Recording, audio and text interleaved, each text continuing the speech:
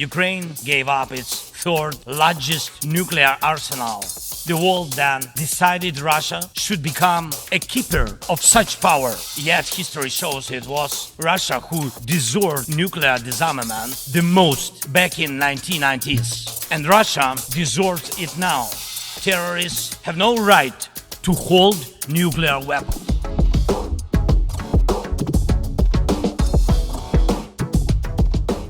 Alright, it's time to welcome you all for the first time ever to an episode of Late Stage Rage. I go by the name RAGECOGNITO, and I'm here to open the curtains of the American societal facade. Whether or not I'll be successful is anyone's guess, but I'm hoping this is cathartic for me and maybe educational for all of us. I'm a disillusioned American combat veteran and a family man. I have a varied work background and a tumultuous childhood. I may not know every crack an American can fall through, but I've got a great starter list of them. I've worked for the government, contractors, I've been self-employed, and have spent most of my life chasing the American dream. It's a dream I was indoctrinated to believe in as a kid, so maybe I'm not ready to let it go quite yet. Dusty Rhodes has never, ever done anything wrong to tarnish the name of the American dream. I'm fucking exhausted. My existential dread is fueled by my experiences in government, politics, and corporate life. I have faith in humanity, yet have zero faith in 99.9% of individuals. But hey, even though I deal with depression and anxiety, I'm in the late stages of rage. I want to be an agent of change, but I have no more energy after my long fights, which will be detailed in the future. I thought, why not energize through ranting, laughing, and taking a critical look at this crazy world we live in? Maybe I can do something for the world. The name Late Stage Rage kind of takes a bit from the idea of the term late stage capitalism. Late stage capitalism is that point in capitalism that is no longer sustainable, which I think most people know that we're at right now. For me, late stage rage is about that rage that boils over when you realize how much the system is rigged against us. I could lash out, but instead I'm taking all that anger and channeling it into picking apart the lies we're fed on a daily basis. When you're surrounded by absurdity, but you can't quite tell if you're supposed to laugh or cry, that's late stage rage. Our topic today will be Russian disinformation campaigns.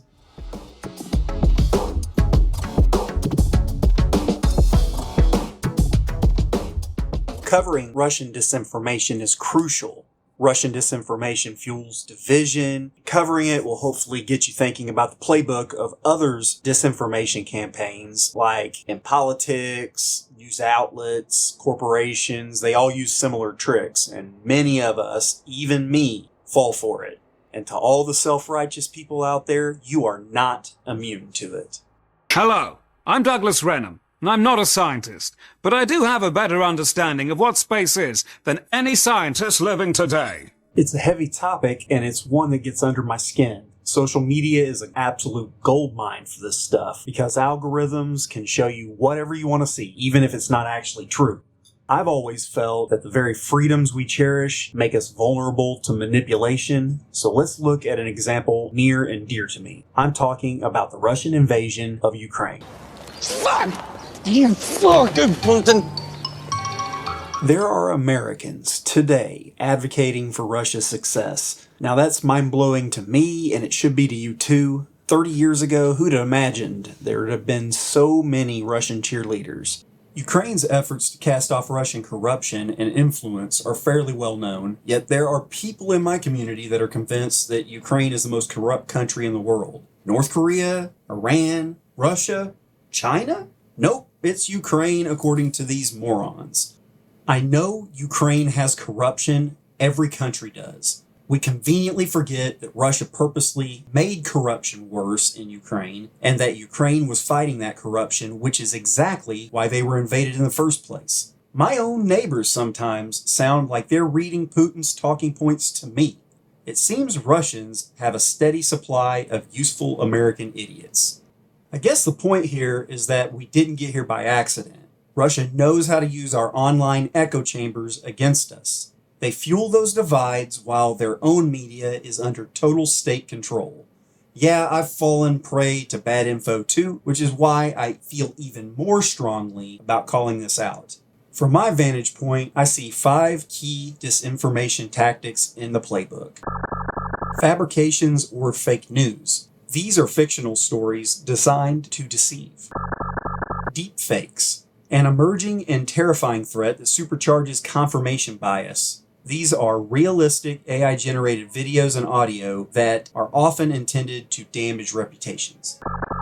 Misleading narratives. The Ukraine corruption narrative is a good example of this. Russia is the cause of Ukraine's corruption. Misleading narratives intentionally paint a partial picture as if it was whole. Trolls and bots. I've come to the conclusion that this is the most cost-effective tactic. I could be wrong, though. The perpetrators create countless fake social media accounts to create tension, spread falsehoods, and otherwise drown out more reasonable ideas and discussions. Cyberattacks. These attacks steal information or funds to further disrupt our operations. The 2016 U.S. elections faced perhaps the largest disinformation campaign in history. Is your blood boiling after hearing the words 2016 U.S. elections? That's Russia's goal. They played both sides, didn't care who won, and just wanted us ripping each other apart. Anyone who says Russia only helped one side is missing the point. You can argue that Russia helped one party or candidate over the other, but you are deluding yourself if you think that they didn't hedge their bets. One party or candidate will never be as important to Russia as the animosity they foster in the U.S. amongst each of us. So what can we do about it? First up, own your mistakes. We all get fooled sometimes. Be skeptical, not cynical. Check your source. Don't rely on just one news outlet or Facebook or, well, even me. Do your own research. No one wants to go to jail for things. You know who never admits mistakes? A politician. Don't be one of those. They suck. Let's be smart. Sharpen our critical thinking skills. Let's be skeptical of anything that seems to be too good or too bad to be true. And try to get a well-rounded view of the story. And please, be wary of anyone pushing certainty about complex issues. The world's rarely black and white. Those pushing that are usually the ones with an agenda. Don't let Russia or anyone else play us for fools. Stay informed, stay sharp. Let's keep those freedoms we love by using them wisely. Although my education includes a degree in political science, I feel much better when I can lean on stronger backgrounds to get my point across. Today, we listen to Dr. Timothy Snyder's understanding of Russia, China, political warfare, and disinformation. Dr. Snyder is a renowned historian specializing in the history of Central and Eastern Europe, the Holocaust, and the Soviet Union. As the Richard C. Levin Professor of History at Yale University and a permanent fellow at the Institute for Human Sciences in Vienna, Dr. Snyder's expertise is widely recognized. He is a prolific author whose books have garnered international acclaim. Dr. Snyder's work is characterized by its meticulous research, compelling narratives, and insightful analysis, often drawing parallels between historical events and contemporary political landscapes. He is a frequent commentator on current affairs, contributing his historical perspective to discussions on democracy, authoritarianism, and the importance of understanding the past to navigate the challenges of the present.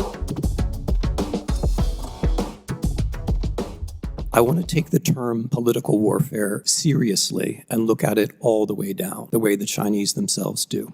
If we take political warfare seriously, we recognize that it only works if we take into account the overall context and take into account our own role in it. Political warfare only works insofar as it works through us. The event in the world context about which we have to be aware, speaking as we are in April of 2024, is the war in Ukraine. One cannot possibly understand Chinese political warfare without understanding the intense political significance that this war has for China right now. In this war is at stake international order as such, which China wishes to change, the reputation of democracy, which China wishes to bring down, alliance structures, both in Europe and in Asia, which China seeks to damage. And in this war at stake is also the Ukrainian deterrence of Taiwan. These are all key Chinese interests. Therefore, to separate a discussion of Chinese political warfare from the actual kinetic war which is taking place in Ukraine, the most significant war of this century and the most significant war since 1945, must be a category error. No actual Chinese participant in political warfare would make that mistake, and I urge you not to make that mistake. Chinese propaganda about this war rides Russian propaganda, both in its methods and in its themes and its particular tropes. If we follow Chinese propaganda about the ongoing Ukraine war, we notice a certain pattern, which is that the political warfare themes, which, as colleagues have quite rightly said, are meant to pass through us, have in fact done so. If we take the example of Chinese state media and Group 912 of the Ministry of Public Security, we notice the following themes. First, Ukrainians are Nazis. A Russian theme picked up by China, echoed on the House floor. Second, it's all about NATO enlargement. A Russian theme picked up by China. Third, Ukraine is corrupt. A Russian theme picked up by China, echoed on the House floor, echoed in the Senate by Senator Vance. Fourth, that democracies can't do anything about Ukraine, that it's all pointless. A Russian theme, echoed by Chinese propaganda, picked up in House discussions. Fifth, we should pay attention to the border and not do anything about Ukraine. A Russian theme picked up by China, echoed in both chambers. Sixth, the Biden bribe. A Russian theme picked up and echoed by China, discussed in this very chamber. These are all Chinese attempts to do exactly what colleagues have defined political warfare as doing, to divide Americans, to make Americans weak, but also to draw Americans away from what is essentially taking place.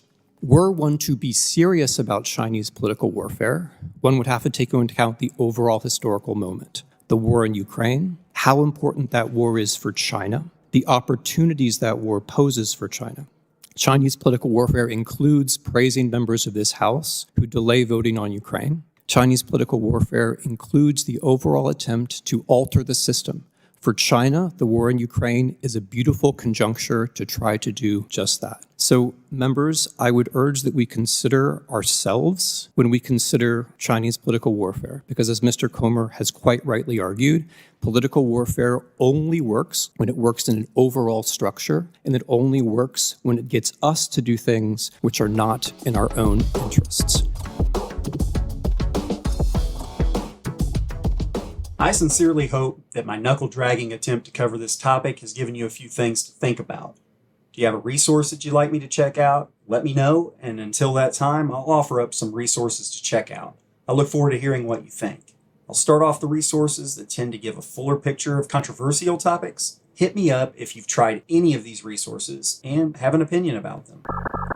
The U.S. Department of State's website offers the Global Engagement Center, which of course I will link in the description. It aims to recognize, understand, expose, and counter foreign propaganda and disinformation.